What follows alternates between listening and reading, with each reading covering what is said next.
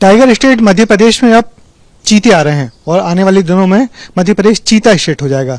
कूनो में इसकी तैयारी की जा रही है और इसको लेके हमारे साथ हैं एक वाइल्ड लाइफ एक्सपर्ट सुरेश बागम्यारी जी, जो कूनो का दौरा करके आए हैं और वाइल्ड लाइफ पे अच्छी खासी अपनी जानकारी रखते हैं। डॉक्टर साहब, हम ये जानना चाहते हैं आपसे कि चीता कूनो में लोग बड़े सवाल उठा रहे हैं कि चीता अफ्रीका से आके एशिया में कैसे सेटल हो पाएगा और कूनो में क्यों मुफीद है कूनो उसके लिए? देखिए, ये तो एक प्रश्न उठाना नहीं चाहिए। चीता और पैंथर दोनों भाई भाई हैं, चाचा बाबा के, ऐसा मान के चलिए।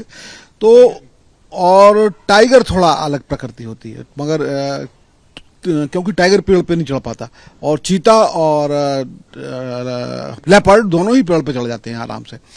तो थोड़ा सा प्रकृति चीते की और तेंदुए की मिलती जुलती है। जिस जगह पे तेंदुआ सरवाइव कर सकता है, वहां पर चीते की सरवाइव करने की भी 90% संभावनाएं बलवती रहती हैं।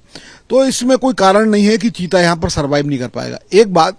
दूसरा जो है, हमारे यहाँ चीते ऑलरेडी पाए जाते थे पूरे भारत में काफी विस्तार के साथ।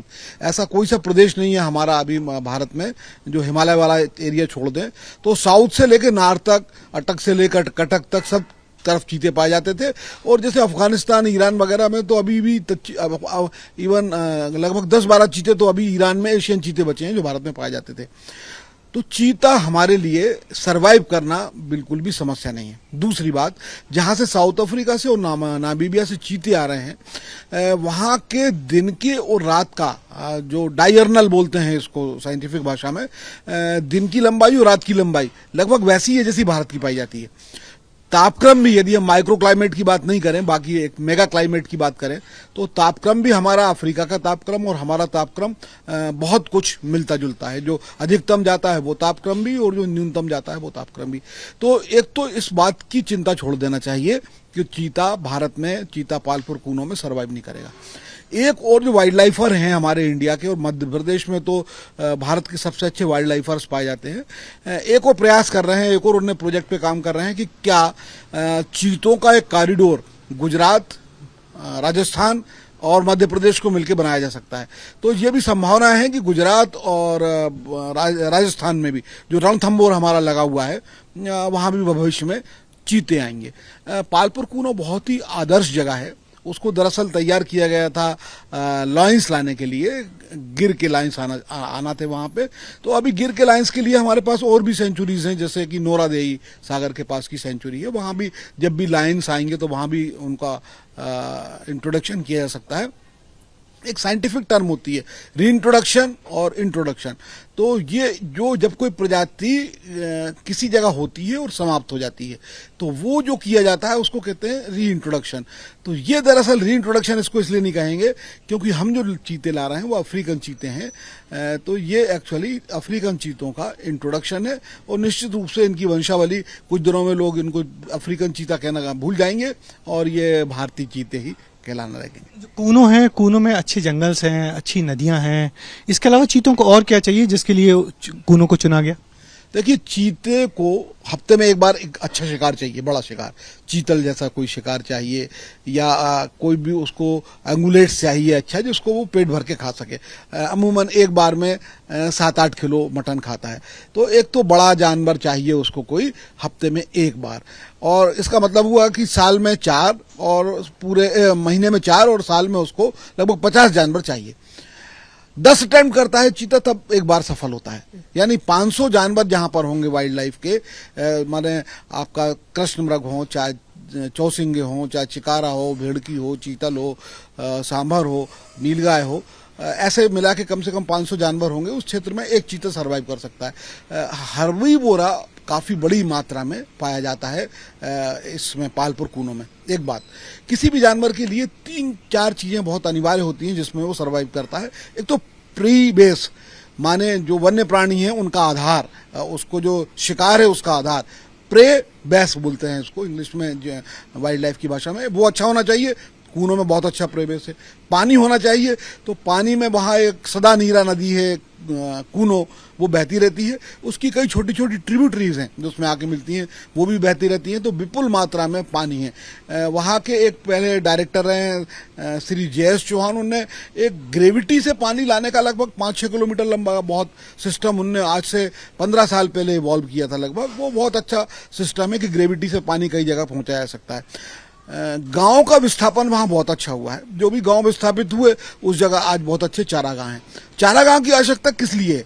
ये तो घास खाता नहीं है चीता, इसलिए होती है कि घास को खाने के लिए हर्बीवोरा आते हैं। हर्बीवोरा पे चीता आक्रमण करता है और जब वो हर्बीवोरा भागते हैं तो वो जंगल में छिप पाए जाके, इससे पहले वो उनका शिकार करना चाहता है। तो घास के मैदान में जो चीते की गति 60, 70, 80 किलोमीटर प्रति घंटा शुरुआत में होती है, वो गति उसकी घास के मैदान में बनी रहती है। अंदर जंगल में जाके स्वाभाविक रूप से हर्डल से जाते हैं तो वो गति कम हो जाती है। ये एक टेक्निकल पॉइंट बहुत अच्छा है कि जो सवाना के घास के मैदानों की जैसी हम बात करते हैं, वैसे वैसे लगभग उससे मिलते जुलते मैदान वहां पर विकसित पालपुर कूनों में हो चुके हैं। ये जो कहा जा रहा है वहाँ तेंदुए भी हैं, तो तेंदुए चीतों का टकराव कुछ होगा क्या? देखिए, जो भी जानवर शिकारी होते हैं उनमें आपस में टकराव होता है। अब देखिए, जंगल में अपने आप टकराव चलते रहते हैं जो हमारी दृष्टि में नहीं आते। टाइगर और पैंथर का टकराव चलता रहता है। यदि पैंथर ने कोई किल किया है, टाइगर ने उसको देख लिया है, तो टाइगर उसको पैंथर को भगा देगा। वो पैंथर भाग भी जाएगा, उसे मालूम है कि शक्तिशाली है। इसीलिए प्रकृति ने पैंथर को एक विशेष गुण दिया है, उसके जबड़ों में बहुत ताकत दी है। अपने से 2 गुनी वजन का जानवर लेके पेड़ पे चढ़ सकता है। और टाइगर को ये गुण दिया है कि वो पेड़ पे नहीं चढ़ सकता बहुत सुगमता से। तो तेंदुआ जाता है और अपना शिकार ले जाके पेड़ पे रख देता है। वही काम चीता भी करेगा।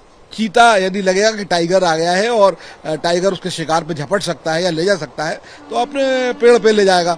ये इन फाइटिंग आपस में जो भी संघर्ष होता है ये सामान्य है। चाहे वो हाइना में हो रहा हो, चाहे वो गिद्धों में फाइटिंग हो रही हो, चाहे वो आपका भालुओं में फाइटिंग हो रही हो। एक भालू किसी महुए के पेड़ के नीचे जाके यदि महुए खाने का प्रयास करता है और दूसरे 2-3 भालू वहां आ जाते हैं तो वो भी आपस में लड़ने लगते हैं। ये एक स्वाभाविक और प्राकृतिक क्रिया है। सर, ये चीते आने के बाद कूनों या आसपास के कूनों के एरिया कितना बदल जाएगा? देखिए, एक तो आप देख रहे हैं कि ये अभी विश्व के नक्शे पे जैसे यहाँ पर चीते आ रहे हैं तो पूरे विश्व में ये न्यूज है कि चीते भारत में आ गए। एक बात। दूसरा, अभी तक लोग चीतों को देखने के लिए अफ्रीका में जाया करते थे, तो जो टूरिस्ट हमारे यहाँ दूसरे वन्य प्राणी देखने आ रहे हैं लगातार, उनको चीते भी देखने के लिए मिल जाएंगे। तो एक तो विश्व के और भारत के टूरिस्ट नक्शे पे बहुत आसानी से ये आ गया है। जो लोग चीते के अलावा बाकी प्रकृति को भी एंजॉय करना चाहते हैं, बहुत अच्छी नदियां हैं। जंगल जो है वो करधई का बहुत ही शानदार जंगल है, जो जिसके पत्ते जो होते हैं पूरे साल पहले हरे रहते हैं, हल्के हरे होते हो जाते हैं, फिर पीले होते हैं। जंगल लायक है। बर्डिंग के लिए बहुत अच्छा है। इतनी बड़ी संख्या में रेड बेंटेड बुलबुल मैंने अभी पिछले दिनों देखी वहां। मेरे को भारत में कहीं एक साथ इतने बड़े ग्रुप रेड बेंटेड बुलबुल के नहीं दिखाई दिएगा। बर्डिंग के लिए बहुत अच्छा स्थान है। इसके अलावा जो डियर और एंटीलोप हैं उनका भी काफी मात्रा में वहां पर है संख्या है। तो लोग ना केवल प्रकृति एंजॉय करेंगे, प्राकृतिक लैंडस्केपिंग एंजॉय करेंगे, बर्डिंग भी वहां एंजॉय कर सकते हैं, हर्बीवोरा भी एंजॉय कर सकते हैं। और चीतों का तो अपने आप में है कि चीते यदि वो चक्कर लगाएंगे तो उनको, यदि भाग्य अच्छा है तो चीते भी देखने मिलेंगे। तो ये माने कि आने वाले दिनों में मध्य प्रदेश में एक बड़ा वाइल्ड लाइफ डेस्टिनेशन विकसित होने जा रहा है, वो है कूनो। निश्चित रूप से होने जा रहा है, मगर इसमें शासन की एक मंशा स्पष्ट दिखाई देना चाहिए, और वो है उसको यदि आप टूरिस्ट स्पॉट के रूप में विकसित करना चाहते हैं तो अभी वहां पर कुछ चीजों की बहुत आवश्यकता है। जैसे नंबर 1 तो लॉजिंग एंड बोर्डिंग अच्छी नहीं है। निकटस्थ स्थान है शिवपुरी, और शिवपुरी से भी वो काफी दूर पड़ता है। शेषईपुरा में एक वन विभाग का रेस्ट हाउस है। उस रेस्ट हाउस के आसपास लगभग 100 की संख्या में टेंट लगा के और बहुत अच्छा टूरिस्ट स्पॉट विकसित किया जा सकता है। वो बेस कैंप होगा, वहां से आप टूरिस्ट को ले जाइए। रेलवे से भी कुछ जोड़ने का प्रयास करना चाहिए निकटतम स्थानों से। और दूसरी बात है कि कुछ एयरपोर्ट भी वहां पे विकसित हों आसपास कहीं ना कहीं, तो निश्चित रूप से वो बहुत अच्छा टूरिस्ट स्पॉट डेवलप हो जाएगा। एक और विशेषता है, वहां पर एक जनजाति पाई जाती है सहारिया। अभी भी वो आदिमकालीन उसकी बहुत सारी आदतें हैं। मैंने पिछले ही दौरे में उनसे बातचीत में किया कि वो अभी भी पक्के छत बना के नहीं रहना चाहते, कच्चे फूस के मकान बनाते हैं और उनको ये आशंका है कि पक्की छत गिर जाती है तो या उनके ऊपर गिर जाएगी। तो एक तो आदिवासियों का भी हम इसमें सहयोग लें, उनको भी कुछ पैसा मिल सके, उनका भी जीवन स्तर अच्छा उठ सके, वहाँ के जो आदिवासी लोग हैं उनका सहयोग, और जो विस्थापित होकर खास तौर से बसाए गए हैं, तो टूरिज्म वहाँ विकसित होने की जबरदस्त संभावना है। बहुत शुक्रिया। ये थे wild life expert doctor Suresh Bagmari, जिनका कहना है कि एक बड़ी घटना है दक्षिण अफ्रीका के चीतों या अफ्रीका की चीतों को एशिया में, भारत में लाना, और इसके बाद मध्य प्रदेश में एक नया डेस्टिनेशन विकसित होगा वाइल्ड लाइफ का, वो होगा कूनो। तो इंतजार है सबको कि चीते जल्दी से जल्दी कूनो आए और एक नया डेस्टिनेशन विकसित हो वो चीतों को देखने के लिए, वो होगा कूनो, जिस पे देश और दुनिया सबकी नजर है। कैमरामैन हुमैन देशमुख के साथ ब्रजेश राजपूत, एबीपी न्यूज, भोपाल।